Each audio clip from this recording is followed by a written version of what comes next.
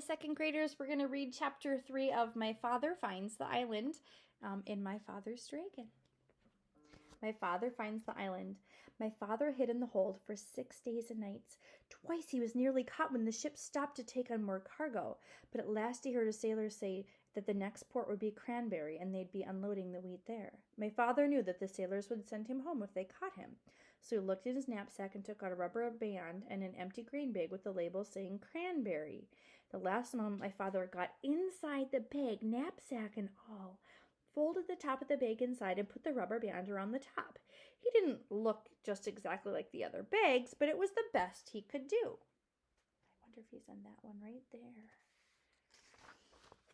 Soon the sailors came to unload. They lowered a big net into the hold and began moving the bags of wheat. Suddenly one sailor yelled, "Great Scott, this is the silliest bag of wheat I've ever seen. It's all lumpy like, but the label says it's to go to Cranberry." The other sailors looked at the bag too, and my father, who was in the bag, of course, tried even harder to look like a bag of wheat. Then another sailor felt the bag and just happened to get a hold of my father's elbow. "I know what this is," he said. "This is a bag of dried corn on the cob." He dumped my father into the big net along with the bags of wheat.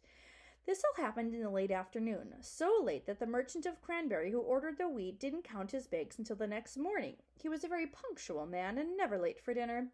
The sailors told the captain, and the captain wrote down on the piece of paper that they had delivered 160 bags of wheat and 1 bag of dried corn on the cob. They left the piece of paper for the merchant and sailed away that evening.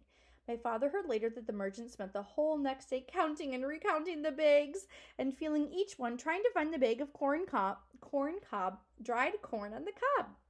He never found it because as soon as it was dark, my father climbed out of the bag, folded it up, and put it back in his knapsack.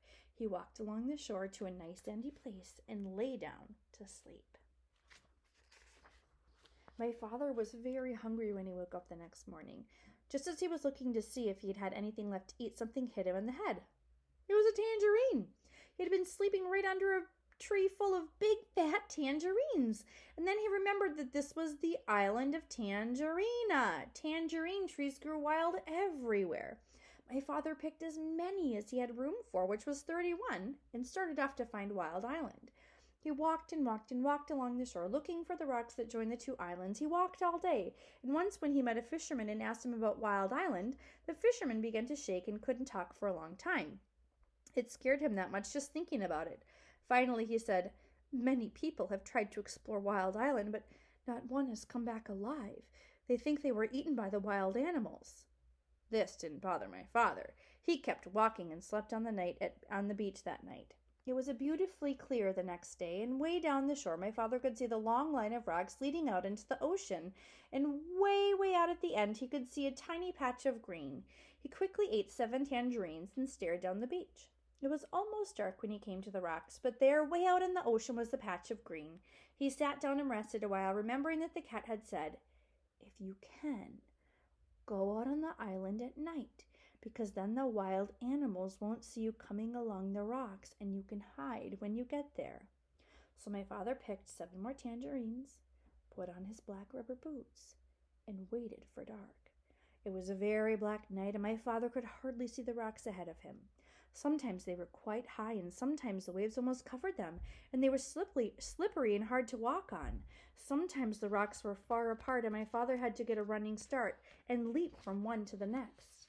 After a while he began to hear a rumbling noise. It grew louder and louder as he got nearer to the island. At last it seemed as if he was right on top of the noise, and he was. He had jumped from a rock to the back of a small whale who was fast asleep and cuddled up between 2 rocks.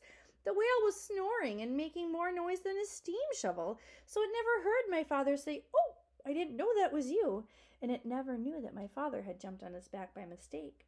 For 7 hours, my father climbed and slipped and leapt from rock to rock, but while it was still dark, he finally reached the very last rock and stepped off into Wild Island. End of chapter.